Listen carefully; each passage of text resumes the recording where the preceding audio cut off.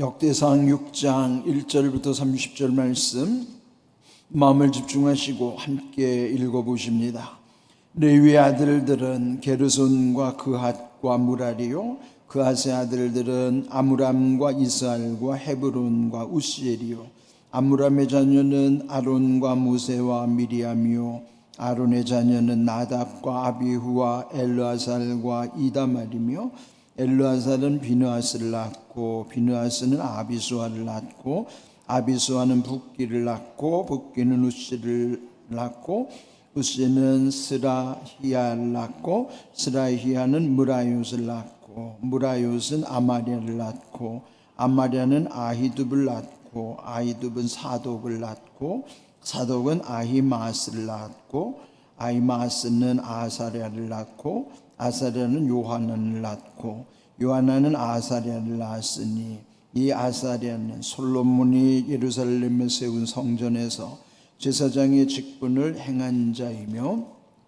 아사랴는 암마랴를 낳고 암마랴는 아히둡을 낳고 아히둡은 사독을 낳고 사독은 살룸을 낳고 살룸은 hil기야를 낳고 hil기야는 아사랴를 낳고 아사랴는 스라야를 낳고 스라야는 여호사닥을 낳았으며, 여호와께서 느부갓네살의 손으로 유다와 예루살렘 백성을 옮기실 때에 여호사닥도 가니라. 레위 아들들은 게르손과 그핫과 무라리이며, 게르손의 아들들의 이름은 이러하니 림니와 시므이요, 그핫의 아들들은 아므람과 이스알과 헤브론과 우시엘이요, 무라리 아들들은 말리와 무시라. 그 조상에 따라 레위의 종족은 이러하니 게르손에게서 난 자는 곧 그의 아들 림니요, 그의 아들 야하시요, 그의 아들은 삼마요, 그의 아들은 요아요, 그의 아들은 이또요, 그의 아들은 세라요, 그의 아들은 여아드레이며, 그핫에게서 난 자는 곧 그 아들은 암미나답이요, 그의 아들은 고라요, 그의 아들은 아살이요, 그의 아들은 엘가나요, 그의 아들은 에비아삽이요, 그의 아들은 아스리요, 그의 아들은 다하시요, 그의 아들은 우리엘이요, 그의 아들은 우시아요, 그의 아들은 사울이라. 엘가나의 아들들은 아마세와 아히무시라. 엘가나로 말하면 그의 자손은 이러하니 그의 아들은 소베요, 그의 아들은 나하시요, 그의 아들은 엘리압이요, 그의 아들은 여로함이요, 그의 아들은 엘가나라. 사물의 아들들은 맏아들 요엘이요, 다음은 아비야라.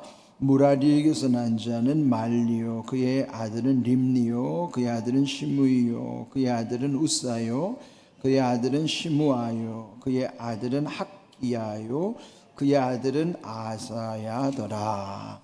아멘. 자, 오늘도 읽느라고 수고 많으셨습니다. 이 족보장은 9장까지 이렇게 계속 이어져요. 그렇더라도 이제 전에 말씀드린 바와 같이 우리에게는 익숙하지도 않지만, 그리고 여기 단 한 번밖에 기록되지 않는 이름이라 할지라도 하나님은 또 여기에 많은 이들을 기록하신 것처럼 오늘 우리도 수많은 사람들 중에 나 한 사람은 이름도 알려지지 않는 무명인에 불과합니다. 그렇지만은 하나님이 보실 때는 우리 모두는 다 하나님이 기억하시는 존재요, 또 이름을 불러주시는 존재라 하는 것이죠. 하나님과의 관계를 생각할 때에 비록 다른 사람들에게는 별로 중요하지 않다 하더라도 우리 모두는 하나님께는 아주 중요한 사람들이에요. 이런 의미로 보면은 여기에 익숙하지 않은 이름이지만은 또 이들이나 우리 자신들과도 또한 그렇게 다르지 않다. 그럼에도 불구하고 하나님이 나를 기억하시고 내 이름을 불러주신다는 사실에 우리는 또한 감사하게 되는 것입니다. 자, 오늘 이 6장은요 81절까지 비교적 다른 장에 비하면 아주 길게 기록되어 있어요. 그리고 이 6장의 특징은 12지파. 근데 사실 12지파라고 하기보다는 또 엄밀히 말하면은 13지파라고 해야 맞아요. 그러니까 그 까닭은 여기 오늘 기록된 이름들은 레위 지파의 사람들입니다. 근데 레위는 물론 야곱의 12아들 중에서 세 번째 아들로 태어나죠. 르벤, 시므온, 레위, 유다 이렇게 이어지는데 세 번째 이 레위의 아들들은 특별히 아주 중요한 역할을 하죠. 그럼 이제 레위의 지파들이 감당하는 것은 하나님과의 관계를 맺게 하는데 역할을 하는 거예요. 그래서 레위 지파 자손들은 당시에 성막 그리고 이제 솔로몬 성전 이후에 어쨌든 이렇게 성전과 성막의 모든 일은 다 레위 지파 사람들이 감당을 한 거예요. 그러면은 뭐 성전에서 제일 중요한 거야 이 제사장 역할을 하는 일이겠지만 제사장만의 역할이 아니라 또 허드렛 일도 많잖아요. 뭐 성전을 때로는 건축을 해야 될 때도 있고 유지 보수를 해야 될 때도 있고 여기에 들어가는 온갖 집기들을 장만해야 되기도 하고 관리도 해야 되고 청소도 해야 되고 또 하나님께 드리는 뭐 온갖 뭐 진설병이라든지 여러 제물이라든지 이런 거를 또 다 마련해야 되고 그러면은 이 성전에서 하는 일도 얼마나 많은지 몰라요. 좀 우리도 지금 교회에서 섬기는 일이 우리 각각 다 분담해서 할 일이 많잖아요. 그러면은 옛적의 구약 시대에도 그 성전에서 하나님께 관련된 일을 하는 사람들은 아주 다양한데 우리 이제 그 구약에서 보면은 주로 제사장 중심으로 생각이 쉽지만은 그 주변의 모든 일도 다 서로 힘을 모아서 연합해야 하는 일들입니다. 그러면 이 레위의 이름의 뜻이 야곱의 셋째 아들 이 레위라고 하는 이름의 뜻 자체가요 연합이라는 뜻이에요. 그럼 연합이라는 뜻은 하나님과 연합할 뿐만 아니라 하나님과 연합하게 하는 일을 하는 거예요. 그럼 먼저 내가 하나님과 연합이 되어야 될 뿐만 아니라 또 그 중심의 모든 것이 연합되도록 하는 거예요. 그렇다면 오늘도 이 레위의 지파라는 것은 성도의 거룩함의 반열 속에서 이런 귀한 사명을 감당하는 것이죠. 그런데 이 또 레위 지파는 사실은 이스라엘의 12아들, 야곱의 12아들이기는 해도 또 가나안에 들어갔을 때 땅을 분배받지 못해요. 땅을 분배받지 못하는 까닭은 레위 지파는 전적으로 하나님에 관련된 일을 하기 때문에 하나님을 기업으로 삼는 사람들로서 하나님이 레위 지파에게는 땅 분배를 허락하지 않으시는 거예요. 그러니 나머지 12지파에서 다 몫을 거두고 분담해서 이 레위 지파 사람들에게 줘야 하는 거예요. 자, 그러면은 사실은 왜 말씀드린 대로 레위 지파는 12지파와 별 구별되는가? 지난 시간에 말씀드렸듯이 요셉의 두 아들, 그러니까 요셉은 두 몫을 받았다 그랬죠. 장자의 명분대로 사실은 루벤이 맞이니까 맞이가 두 몫을 받아야 되는데 그는 계모 자기 아버지의 아버지의 첩을 범함으로 말미암아 그걸 잃어버렸어요. 그래서 그 장자권이 어디로 갔죠? 요셉으로 가서 요셉의 두 아들인 므낫세와 에브라임이 각각 한 지파씩 또 땅을 다 분배를 받는 겁니다. 그러면 여기 만약에 레위까지 12아들이 다 꽉 찼는데 요셉에게는 므낫세와 에브라임, 요셉의 이름 대신에 아들 두 사람 이름이 들어오는 거예요. 므낫세와 에브라임.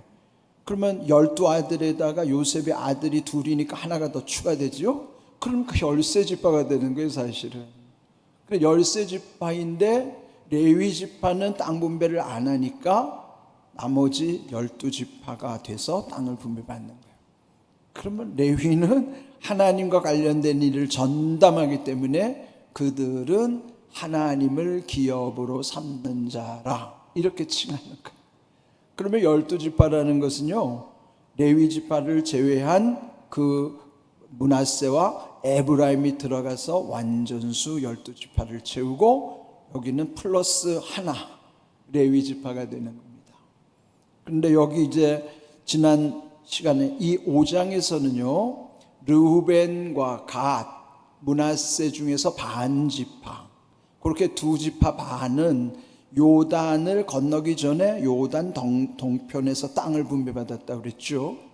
그런데 요 6장에는 또 레위 지파에 관련된 말씀이지만은 그 다음 7장으로 가면은 요단을 건넌 다음에 요단 서편에서 땅 분배받은 지파들이 쭉 기록이 되어 있어요. 그러니까 한번 상상을 해보세요. 5장, 6장, 7장의 구조가 5장은 요단을 건너기 전 동편 세 지파, 그리고 그 나머지 7장의 맞은편 7장에는 요단 서편의 지파들 땅, 그 사이에 하나님을 기업으로 삼는 이 6장에서 레위 지파 자손들의 이름이 81절까지 쭉 기록되어 있는 거예요. 5장, 6장, 7장의 그 6장 가운데가 마치 중간을 연합시켜 주는 것과 같이, 그러니까 레위의 이름이 연합이란 뜻이라 그랬죠. 본인들이 먼저 하나님과 연합이 되어 있을 뿐만 아니라 이스라엘의 전체 지파들이 다 구심점을 이룰 수 있도록, 하나님께 연결이 될 수 있도록 그 사명을 감당하는 지파가 바로 레위 지파라 하는 거예요. 중요하죠? 그래서 여기 1절에 보면은 레위의 아들, 세 아들이 나와요. 순서대로 게르손, 그핫, 무라리, 삼형제. 그런데 여기 그핫이라고 나오지만은 민수기에는요 고핫스라고 나와요. 그러니까 고핫이라고도 하고 그핫이라고 하는데 여기는 그핫으로 표현되어 있어요. 근데 대체로 고핫이라고 더 많이 성경에서는 표현을 하죠. 고핫이나 그핫이나 어쨌든 동일인물이란 말이에요. 그러면 이 레위라는 뜻은 연합이라는 뜻이지만 자기 본명은 그 삼형제 아들들의 이름은 그냥 짓지 않죠.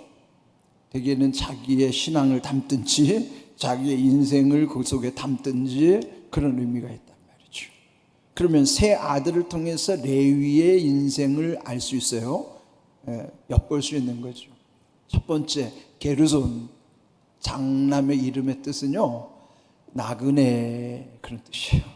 나그네. 그러니까 우리 인생은 다 나그네 인생이죠.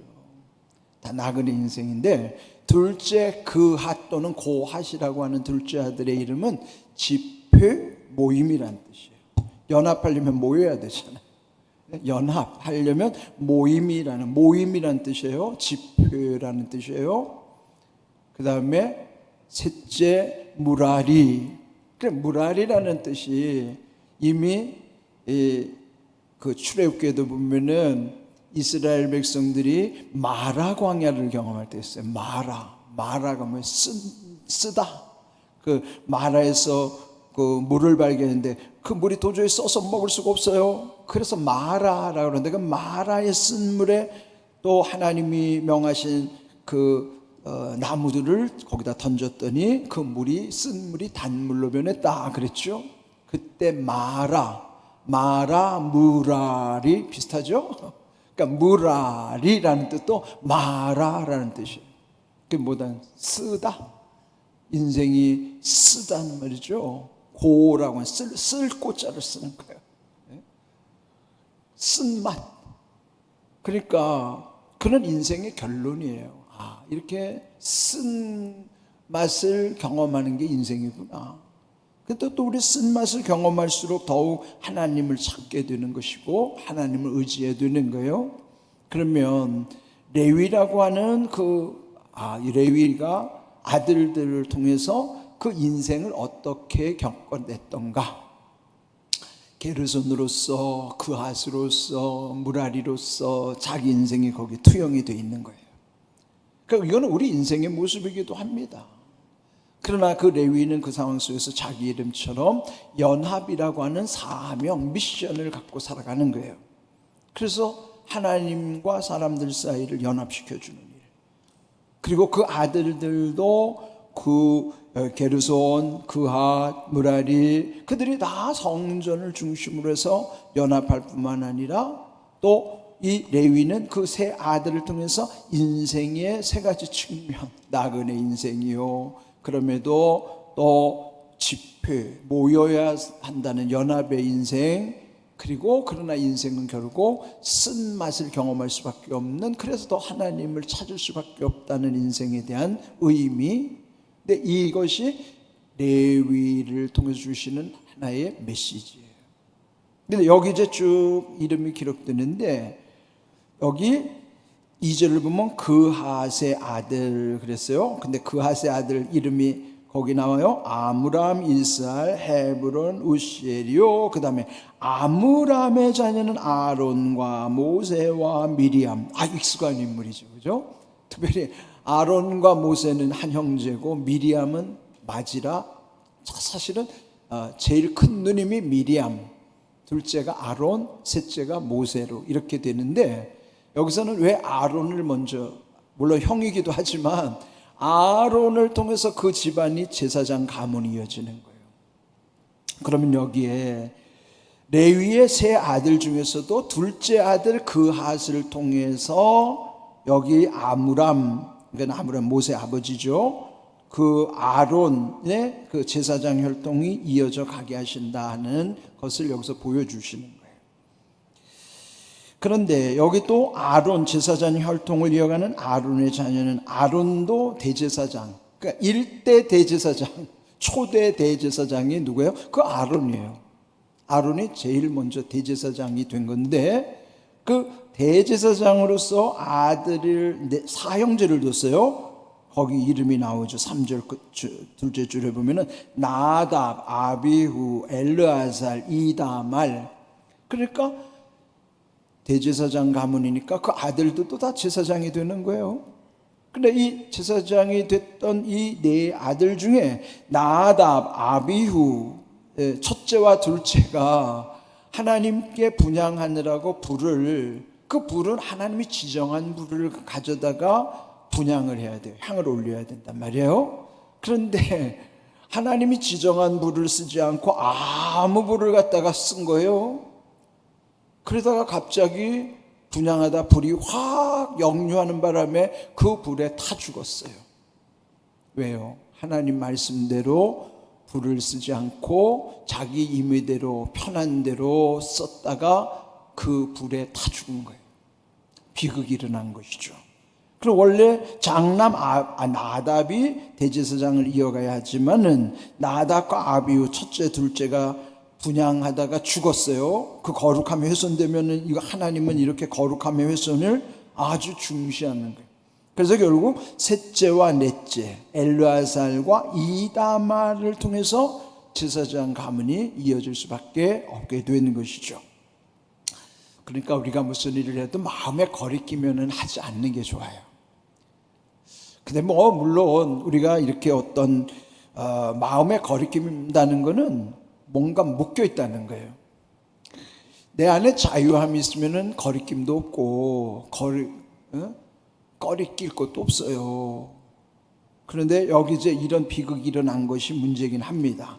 그러나 이제 오늘 이런 말씀들이 쭉 이어지는데 이 말씀을 좀 다 다룰 수가 없지만 시간상, 그러나 어쨌든 이 레위를 통해서 그 세 아들 게르손, 그핫, 무라리, 그 다음에 그 둘째 고핫을 통해서 여기에 아론과 모세와 또 여기 이제 그 누이 미리암까지 이렇게, 그래서 어쨌든 이 레위 지파를 통해서 이 제사장 가문뿐만 아니라 성전에 필요한 모든 것들을 다 연합하게 하셨다 하는. 그러니까 여러분, 연합하게 하는 게 얼마나 중요한지 몰라요. 그냥 화목하게 할 수 있는 것이니까요. 그러니까 성도들은 그렇게 하는 거예요. 그게 예수님이 우리에게 원하시는 것이죠. 그렇다면 이런 제사장에 관해서 이거는 구약이니까 그렇다고 해서 무시하는 건 아니지만은 구약은 예수 그리스도를 가리키고 있고 제일 중요한 거는 예수 그리스도께 거기가 목적이 되어야 되는 거예요. 그래서 히브리서 4장 우리 함께 볼까요? 히브리서 4장 14절 읽습니다. 그러므로 우리에게 큰 대제사장이 계신 승천하신 이곳 하나님의 아들 예수시라. 우리가 믿는 도리를 굳게 잡을지어다. 구약에는 레위의 가문에서 고핫 자손을 통해서 그쪽에서 제사장이 이어졌지만은 이 모든 게 어디에 귀착이 됩니까? 최종 목적지는 예수님께 가야 되는 거예요. 그러니까 오늘 우리에게도 대제사장이 필요하지만은 그분이 예수 그리스도란 말이에요. 오늘 우리에게는 사람의 제사장이 필요한 게 아니에요.